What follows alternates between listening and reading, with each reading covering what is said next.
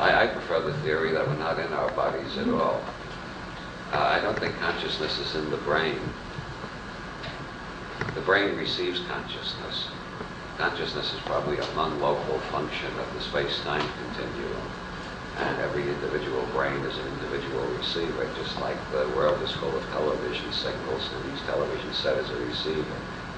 The delusion that you are in your body is primitive, savage, kind of taking the data of perception at face value, similar to the delusion that Johnny Carson is inside your television set.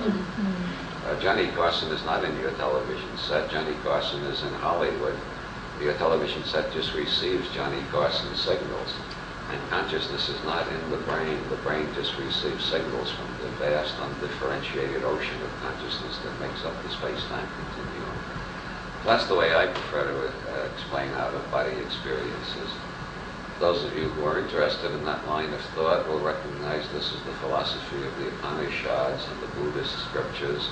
It's also the philosophy of David Bohm, one of the leading quantum physicists alive today, as explained in his book Wholeness and the Implicate Order. It's also the attitude of I almost got him mixed up with Bush, Edwin Harris Walker, not George Herbert Walker Bush, but Edwin Harris Walker, a leading American physicist, in a booklet called The Complete Quantum Anthropologist. He explains consciousness as a non-local function of the whole space-time continuum. And Schrödinger, practically the main inventor of quantum mechanics, had the same attitude. The sum total of all minds is one, Schrödinger said. All we know is what registers on our brains. Everything else is inference. I'm inferring all the time that from what registers on my brain, I can guess what's going on in the room I'm in. I'm inferring more or less correctly most of the time because I very seldom bang my leg on a low stool. I hardly ever fall over the couch. Well, except when I've got a bottle of Irish whiskey in the house. But everything we think we know about the external world is a function of how well our brain is operating and how many circuits of our brain are operating.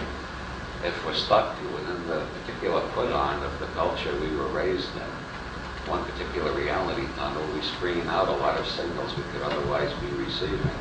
If we learn to adjust our brains to different frequencies, we pick up more and more signals. We build a bigger and bigger reality tunnel, or a reality labyrinth with multiple choices, instead of just a dead-end reality tunnel.